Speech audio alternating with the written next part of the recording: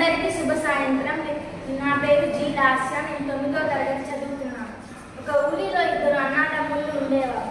అన్న స్వార్థపరుడు, తమ్ముడు ఏమీ తెలియని అమాయకుడు. తండ్రి మరణించగానే అన్న ఆస్తి అంతా తీసేసుకొని తమ్ముడికి ఏమీ లేకుండా చేయాలనుకున్నాడు. అయితే వారి జీవితంలో జరిగే సంఘటనలు ఈ ప్రదర్శన ద్వారా వీక్షించండి. పెద్దోడా చిన్నోడా త్వరగా ఇలా రాండిరా. అరే చిన్నోడా, నాన్న పిలుస్తున్నాడు చూడురా.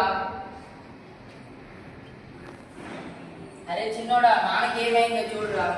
నాన్న నాన్న నీకేమైంది? నేను దేవుడి దగ్గర ఉన్న మీ అమ్మ కోసం వెళ్ళిపోతున్నాను రా. చివరిగా ఒక మాట ఇవ్వండి.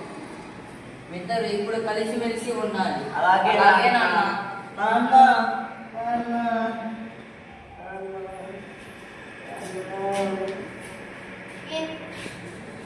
ఏమంటే మధ్యకాలం మీరు తిన్నారా? అయ్యో ఏం విచిత్రం. పాపం పని సంవత్సరం నన్ను భార్య కూడా పోయింది. ఇప్పుడు ఈ ముస్తాన కూడా చనిపోయాడు. అరే పెద్దోడా చిన్నోడా, ఇంకా చేసేదేమీ లేదు, జాగ్రత్తగా ఉండండి రా. అంకుల్ నాన్న అంకుల్ అంకుల్ నాన్న అంకుల్. కొన్ని రోజుల తర్వాత అరే చిన్నోడా, నాన్న చనిపోయేటప్పుడు మన ఇద్దరిని కలిసి ఉండమన్నాడు కదరా. అవునన్నయ్యా. నాన్న ఇచ్చిన ఇల్లు, పెరట్లో ఉన్న పాకలు, ఇంటికి పెద్ద కొడుకుగా చూసుకోవాల్సిన బాధ్యత నాకు ఉందిరా. అయితే ఇప్పుడు ఏం చేద్దామన్నయ్య? చేసేదేముంది, నాన్న చనిపోయాడు కదరా. నువ్వు మరొక ఇల్లు అద్దెకు తీసుకొని అక్కడ జాగ్రత్తగా ఉంది. సరే అన్నయ్య, నేను నా భార్య బిడ్డను తీసుకొని వేరే ఇంటికి వెళ్ళిపోతాను. త్వరగా వెళ్ళురా, లేదంటే ఈ ఊరి జనాలు నా మీద నిందలు వేస్తారు. ఎందుకన్నయ్య? ఆ పిచ్చి జనాలు అంతేరా, నా మీద నిందలు వేస్తారు. అలా అయితే నేను నా భార్య బిడ్డను తీసుకొని ఇప్పుడే వెళ్ళిపోతాను. చుట్టుపక్కల ప్రజలు ఏమనుకుంటున్నారో చూడండి. ఏమంటే మధ్యకాలం మీరు ఈ వీడియోలో చూసారా? మన వస్తున్నంతే అయింది. అయ్యో పాపం వాళ్ళ నాన్న చనిపోయాక పెద్దోడు అమ్మాయికుడైన చిన్నోడిని మోసం చేసి ఇంటి వద్ద నుంచి పంపించేస్తున్నాడు. ఇది చాలా అన్యాయం. మనం వెళ్ళి ఇప్పుడే ఆపుదాం, పదండి. ఎవరు ఇంట్లో బయటికి రండి. అరే పెద్దోడా, చిన్నోడు ఇల్లు ఖాళీ చేసి వెళ్ళిపోతున్నాడు ఏమిటిరా? ఆస్తంతా నువ్వే అనుభవించాలనుకుంటున్నావా? ఇది చాలా అన్యాయం. నేను చూస్తూ ఊరుకో. ఈ పని ఇప్పుడే ఊరు సర్పంచ్కి తెలియజేస్తాం. పదండి. ఆగండి ఆగండి, ఇంత చిన్న విషయాన్ని పెద్దది చేసి సర్పంచ్ దగ్గరికి వెళ్తారా? చిన్నోడికి కూడా ఆస్తులు ఎంతో కొంత ఇస్తానులే, ఇక మీరు వెళ్ళండి. తమాషాగా ఉంటే అర్థంగా వెళ్తున్నావా? నువ్వు ఎక్కడికి వెళ్ళవలసిన లేదు. మీ అన్నయ్యకి ఎంత హక్కు ఉందో నీకు అంతే హక్కు ఉంది. అరే చిన్నోడా, నీకు ముందే చెప్పాను కదా, ఈ పిచ్చి జనాలు నా మీద నిద్ర వేస్తారని. అయితే ఇప్పుడు ఏం చేద్దామన్నయ్య? చేసేదేముంది, నాన్న ఇచ్చిన ఆస్తిలో పెద్ద కొడుకుగా నాకు ఇల్లు, చిన్న కొడుకుగా నీకు పశువుల పాకం ఇస్తున్నాను. అక్కడ నువ్వు జాగ్రత్తగా ఉండు. సరే అన్నయ్య, నేను నా భార్య బిడ్డను తీసుకొని పశువుల పాకకి వెళ్తాను. ఏమిటండి మీరు మీ తమ్ముడికి ఆస్తిలో భాగం ఇవ్వనన్నారు కదండి? వాళ్ళని తెచ్చి మన పక్కనే పెట్టారండి. నేనేం చేసేది, నా తమ్ముడు కంటే ముందు ఈ ఊరు జనాలు పడి ఏడుస్తున్నారు. నువ్వు అంటే సర్పంచ్ దగ్గరకు వెళ్తానంటున్నారు. కర్మ కర్మ, ఏం చేస్తాంలే.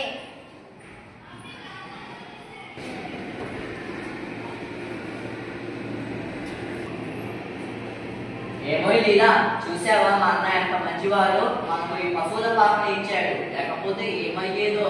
అబ్బా, ఎంత బాగా చెప్పారండి. మీలాంటి అమాయకుడైన తమ్ముడు నేను ఇప్పుడే చూస్తున్నాను.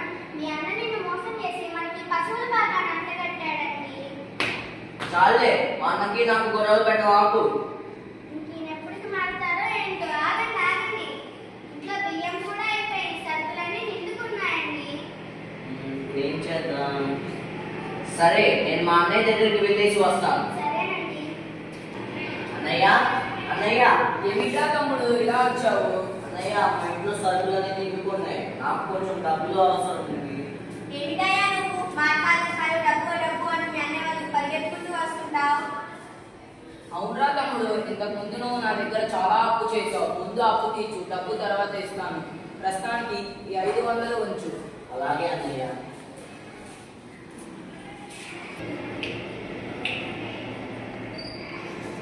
ఏమో లీలా, పక్క గ్రామంలో ఏమైనా పని దొరుకుతుందేమో వెళ్ళి చూసేసి వస్తాను. అంతవరకు 500. సరేనండి.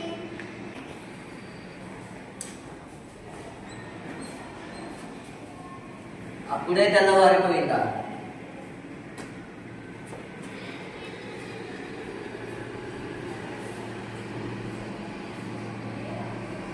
అబ్బా, ఈ పుష్పం ఎంత అందంగా ఉంది. దీన్ని కోసి నా భార్యకు ఇస్తాను, చాలా ఆనందపడుతుంది.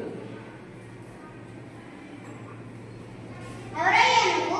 నా పుష్పాన్నే కోసావు, అది దేవతా పుష్పము. ఆ పుష్పంతో నేను రోజు పూజ చేస్తాను. ఎవరమ్మా నీకు? నేను దేవకన్యని, ఆ పుష్పం నాదే. నేను తప్పు చేశాను, నన్ను శిక్షించు. నా శిక్షకు బదులుగా నేను అనుభవిస్తాను. నువ్వు చాలా మంచివాడు, అందుకే ఈ తప్పుని ఒప్పుకున్నావు. నాకు ఆ పుష్పాన్ని ఇచ్చి ఒక వరం కోరుకో. అమ్మా, నేను చాలా పేదరికం అనుభవిస్తున్నాను. నా జీవితకాలం అంతా సంతృప్తితో గడపాలనుకుంటున్నాను. నాకు ఆ వరాన్ని ప్రసాదించు. తదాస్తు. ఇతని మంచి బుద్ధికి ఇతనికంతా మంచే జరుగుతుంది. అన్నయ్య, ఏమిట్రా తమ్ముడు? ఇదిగో అన్నయ్య, నీ దగ్గర తీసుకున్న డబ్బు తిరిగి ఇచ్చేస్తున్నాను. ఇంత డబ్బు నీకు ఎక్కడిరా? ఏమండి, మీరు ఇది గమనించారా? చాలా రోజుల నుంచి మీ తమ్ముడు కుటుంబం చాలా ఆనందంగా బతుకుతున్నారు. అవును, నేను గమనించాను. ఇంతకు ముందు నా తమ్ముడు నా దగ్గరికి డబ్బుల కోసం వచ్చేవాడు. ఇప్పుడు డబ్బుల కోసం కూడా రావట్లేదు. నేను వెళ్ళి ఆ నిజమేందో తెలుసుకొని వస్తాను. వెళ్ళండి. వెళ్ళండి నాన్న, వెళ్ళండి. అరే తమ్ముడు, ఏంటన్నయ్య ఏదో వచ్చావు? రా కూర్చో. రండి, భోజనం చేద్దురు.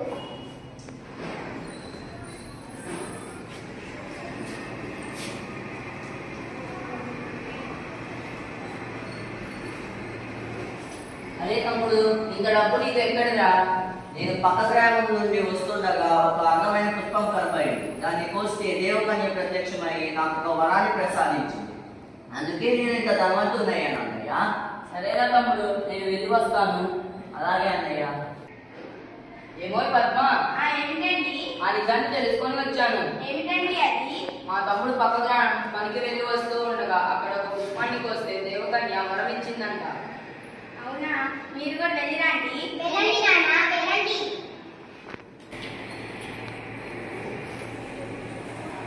ఇంకా సూర్యోదయం కాలేదా? త్వరగా సూర్యోదయం అయితే బాగుంటుంది.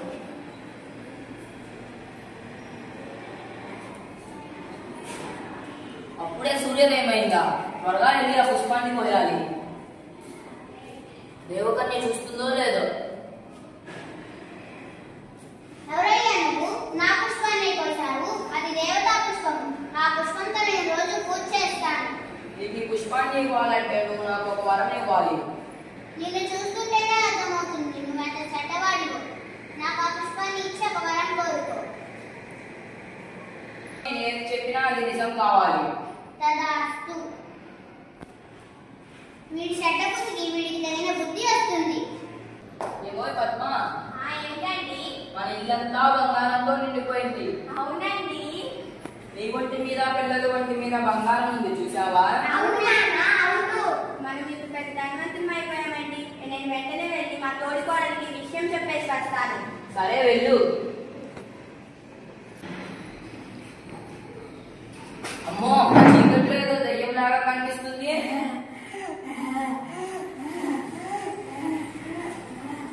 అవునురా, నువ్వే కదా కోరుకున్నావు దెయ్యమని. నేను తినేదానికే వచ్చానురా. అమ్మో, ఈ దయ్యం నన్ను మింగేస్తుందేమో. నా తమ్ముడికి చేసిన మోసానికి నాకు తగిన శాస్తే వచ్చింది.